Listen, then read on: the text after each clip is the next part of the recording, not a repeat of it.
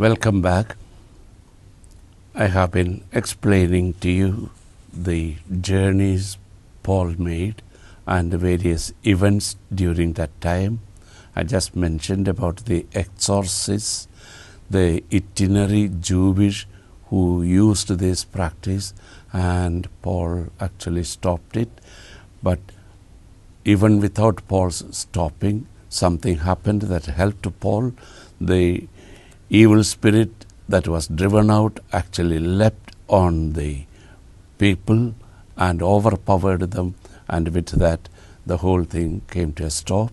Paul asked them to burn the books that contained all those spells, and the report is that about 50,000 silver coins worth of books were burned on that occasion. Paul continued his journey. He was intending to go to Jerusalem and then to Rome. He sent Timothy and Erastus to Macedonia. Paul stayed back. But meanwhile, there was another disturbance from the silversmith Demetrius, who were making money, making a lot of profit from the silver shrines that he was making of Artemis. And Paul wanted to stop it, but the silversmiths in the town were making a lot of money, and Demetrius instigated the silversmiths to cause disturbance against Paul, and actually they caught hold of his co-travelers Gaius and Aristarchus and led them to the theater. After this disturbance ceased, Paul left for Macedonia and then to Greece. After spending about 3 months, he was about to set sail for Syria, but then he learned of the Jewish plot against him. So he returned through Macedonia to Sopattros. Aristarchus and Secundus, Gaius, Timothy, Tychicus, and Trophimus, they were all with him, and with that group they went ahead and waited for Paul at Troas. Paul came to know about this plot against him, and therefore he had to be very cautious. The route that he took was he sailed from Philippi and reached Troas and remained 7 days there. During that time, he made a collection for the church in Jerusalem. The church in Jerusalem was poor, and he gave some people the names I just mentioned above, Secundus, Gaius, Timothy, and so on. They were most likely leaders who were asked to make the collection, and Paul would forward that collection to Jerusalem. Meanwhile, the narrative in the Acts becomes again in the first person, which means Luke is now again with the group. Then there was that incident of Eutychus. Paul was preaching at length past midnight, and Eutychus was sitting at the window. He was listening carefully, but then fell asleep, and he fell down from the first floor. But Paul said, "Don't worry, I will pray so that he will be healed." And actually he was saved.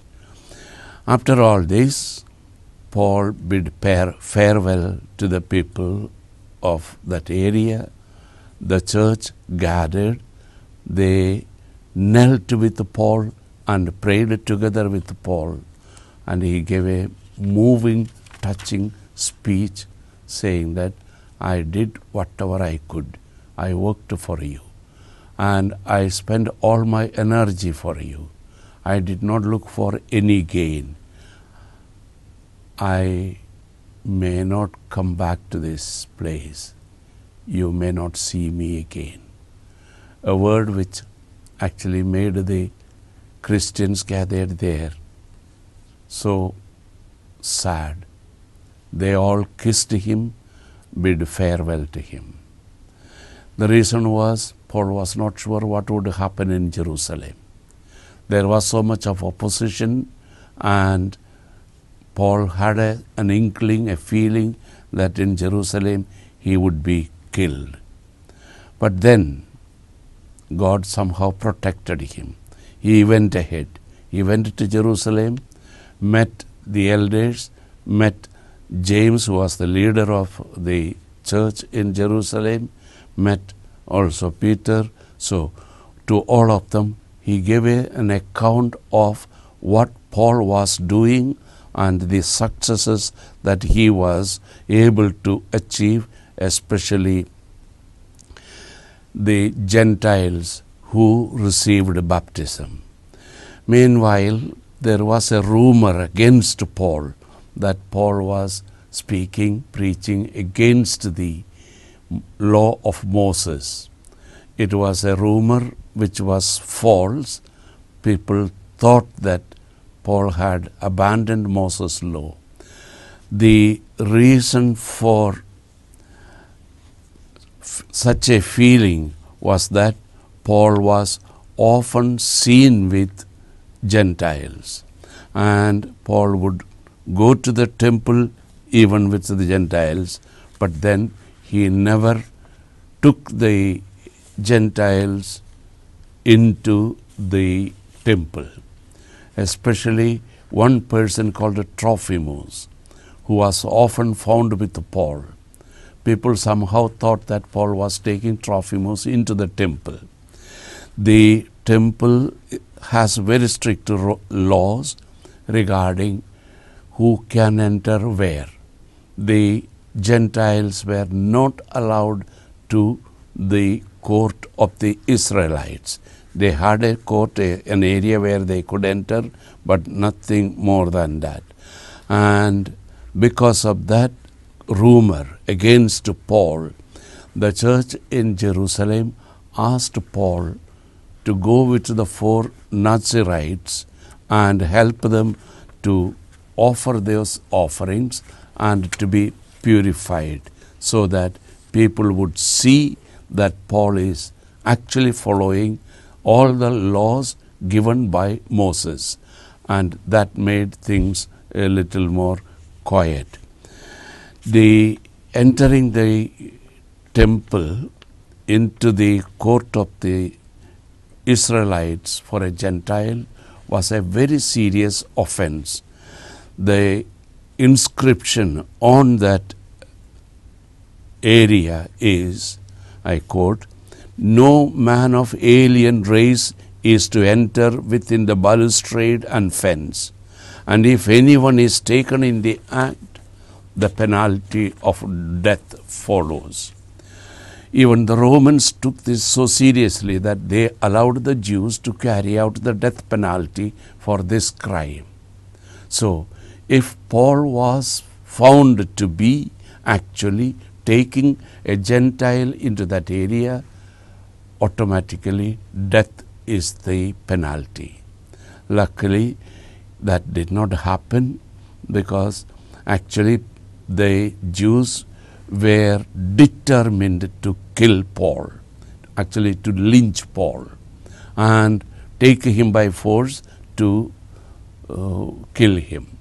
But then the captain in the temple area, especially in the castle of Antonia, they had almost 1,000 armed men stationed there to ensure peace.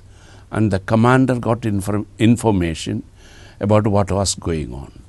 He went down with his troops, and for his own sake, Paul was actually arrested and chained by two soldiers to his arms, so that he cannot run away anywhere.